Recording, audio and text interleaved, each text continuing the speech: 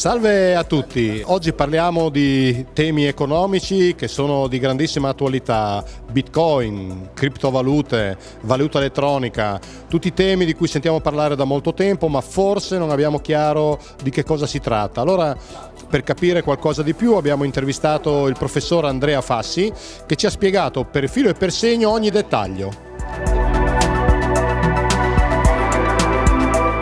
Professor Fassi, leggiamo e sentiamo parlare di con questo termine molto difficile, criptovalute, i bitcoin, eccetera. Brevemente, riesce a farci capire di cosa si tratta?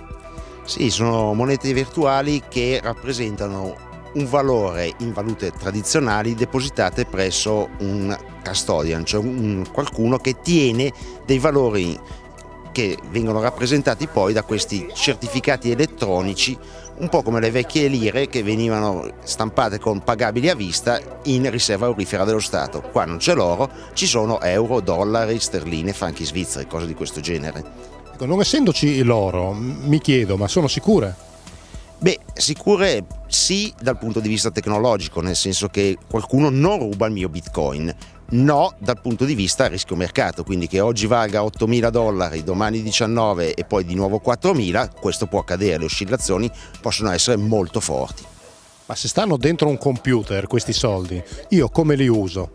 Ma diciamo che principalmente ci sono tre modi di utilizzarli. Uno, trovo un fornitore di beni o servizi che accetti un pagamento in bitcoin.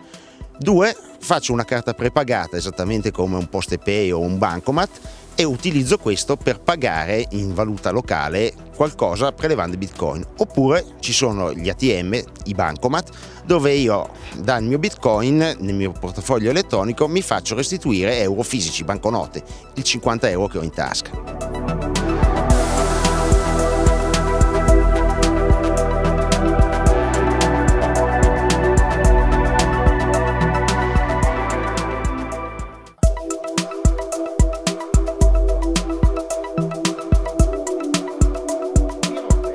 Criptovalute, i bitcoin, questo meccanismo delle nuove monete è lecito, si può fare anche in Italia, è previsto dalle nostre normative?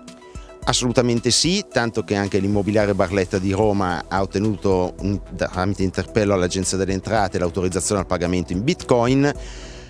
Ovviamente questo non esula dall'antiriciclaggio e da tutte le normative, quindi se la provenienza è lecita e dimostrabile, benissimo i bitcoin, se no non va bene neanche gli euro, ovviamente, se derivassero da un'evasione fiscale. Ma dunque è una moneta o una serie di monete fortemente legate alla tecnologia. La tecnologia serve solo per queste monete o può avere anche altri utilizzi? No, sono in forte diffusione gli smart contract, che sono contratti che vengono passati esattamente con un titolo al portatore. Quando noi compriamo un BTP sul mercato lo possiamo rivendere senza andare dal notaio. Lo stesso utilizzo può essere fatto con la blockchain, quindi consente un trasferimento di un sottostante il contratto di tipo privatistico, può essere qualunque cosa, senza passare da un'autorità centrale certificatrice. Che sviluppo potrà avere questa moneta in futuro dal suo punto di vista? Beh, diciamo che con le opportune modalità Gibilterra è stata la prima a emanare una direttiva su questo tipo di tecnologie, potrà affiancare sicuramente, come avviene già oggi in Giappone, le monete tradizionali e soprattutto la parte smart contract potrà facilitare e rendere accessibili dei tipi di transazione che oggi sarebbero troppo onerosi.